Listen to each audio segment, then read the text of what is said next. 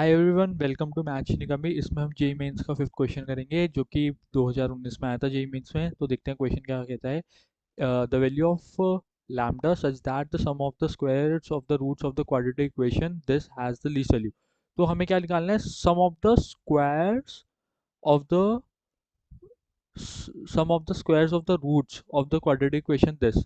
तो हमें निकालना है alpha square plus beta square. ये हमें निकालना है sum of the squares of the roots of the quadratic equation this. इसके रूट्स हमने अल्फा बीटा मान लिए, तो हमें इसकी वैल्यू निकालना है। और हमने इसमें प्लस, हमने क्या किया, इसमें प्लस टू अल्फा बीटा कर दिया, माइनस टू अल्फा बीटा कर दिया, जिससे हमारा ए प्लस बी की आइडेंटिटी बन जाए।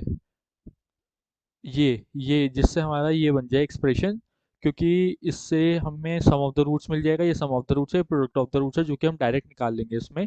तो हमने ये एक्सप्रेशन निकाला, इसे एवेल्युएट कर लिया, लैम्डा की टर्म्स में डाल दिया। अल्फा प्लस बीटा हो जाएगा हमारा three minus three minus lambda. तो lambda minus three, alpha plus beta हो जाएगा हमारा minus three minus lambda, which is lambda minus three. और अल्फा बीटा हमारा है टू। तो हमने इस एक्सप्रेशन में डाल दिया। इस एक्सप्रेशन में डाल के हमने इस एक्सप्रेशन को सिंप्लीफाई करके हमारे ये एक वैल्यू आ गई।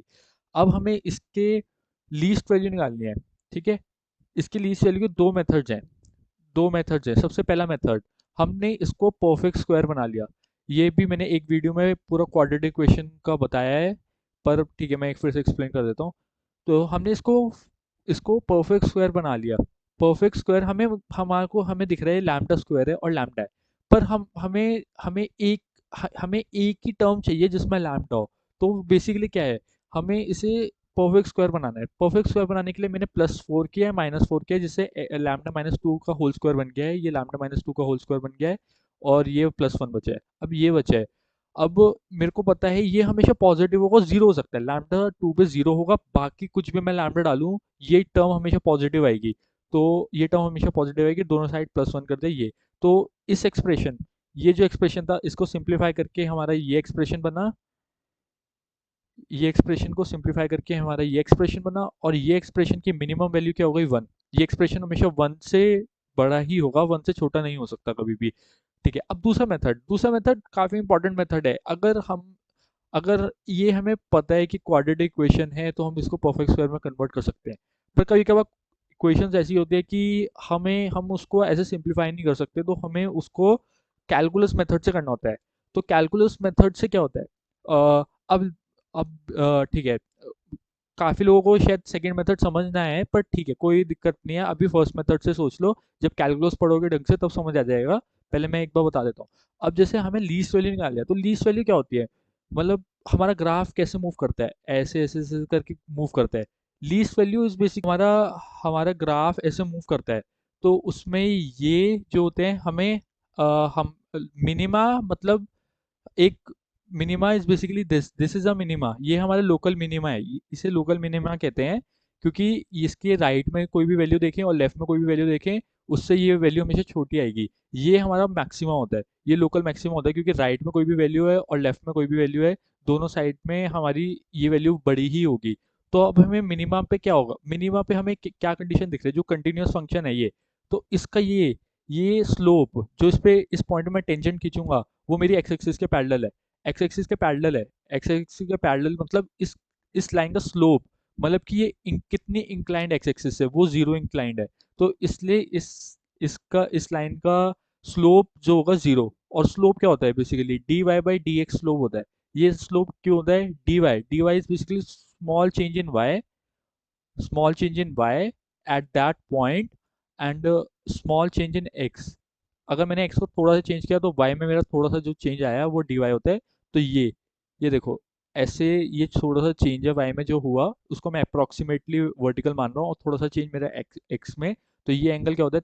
टैन थीटा क्या हो गया? D Y by D X. तो इसे हम स्लोप कहते हैं। तो हमारा एक तो स्लोप जीरो होगा। स्लोप हमारा मैक्सिमम पे भी जीरो है, मिनिमा पे भी जीरो है। पर अब मिनिमा की क्या कंडीशन है?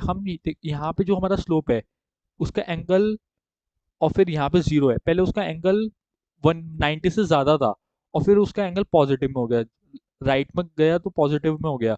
पहले उसका एंगल 90 से ज़्यादा था।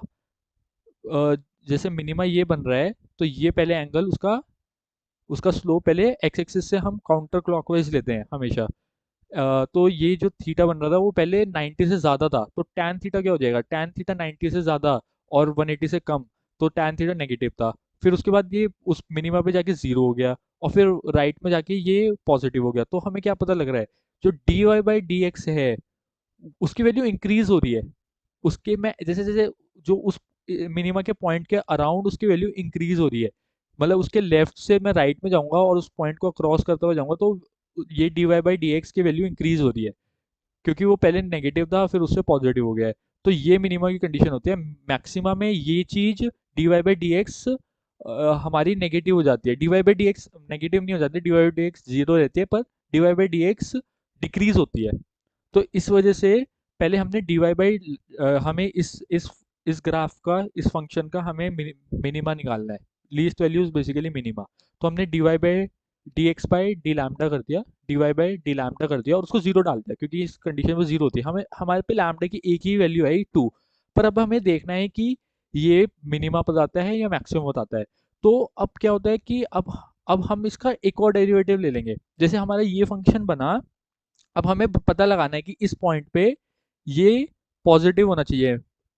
इसका डेरिवेटिव मतलब क्या है, जो ये वाला फंक्शन है D Y by D lambda, ये लैम्डा के रिस्पेक्ट में कैसे वेरी कर रहा है। अगर ये पॉजिटिव हो गया, मान लो मैंने जी और लैम्डा ले लिया, D Y by D lambda को।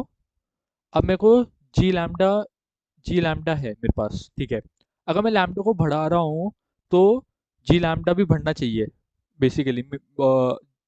अगर लैम्डा के रिस्पेक्ट में इंक्रीजिंग है, तो वो कैसे पता लगता है, वो पता लगता है अगर D G lambda by D lambda positive है, इसका मतलब कि लैम्डा बढ़ाने से मेरा जी लैम्डा भी बढ़ेगा, क्योंकि इस इसका ग्राफ फिर इस वाले रीजन में बनेगा, क्योंकि इस रीजन में इसका स्लोप पॉजिटिव है। इस वजह से इसका इंक्रीजिंग हो जाएगा ये। तो इस वजह से मेरे को अगर पता लगाना है कि ये फंक्शन इंक्रीजिंग है, ये फंक्शन इंक्रीजिंग है, तो इसका मैं एक और डेरिवेटिव ले लूंगा। और इसका एक और डेरिवेटिव ये बना, और वो पॉजिटिव होना चाहिए फॉर मिनिमा। और एक और डेरिवेटिव, इसका एक और डेरिवेटिव टू आया, तो वो पॉजिटिव है। तो इस वजह से ये ये मिनिमा को lambda is equal to two में मिनिमा मिलेगा। तो इस इक्वेशन में मैंने लैम्डा को टू डाल दिया और मेरे वन आ गया, जो कि हमारा पहले मेथड से भी आया था। ठीक है, अगर अभी समझ नहीं आता तो कोई नहीं, जब कैलकुलस में ढंग से पढ़ेंगे तब समझ आ जाएगा। अभी चाहे मेथड वन से याद कर लो, पर मेथड टू मैंने थोड़ा सा बता दिया है, अच्छे से नहीं बताया है, पर काफ़ी थोड़ा बहुत फील आ गई होगी। चलो, मिलते हैं अगले क्वेश्चन में।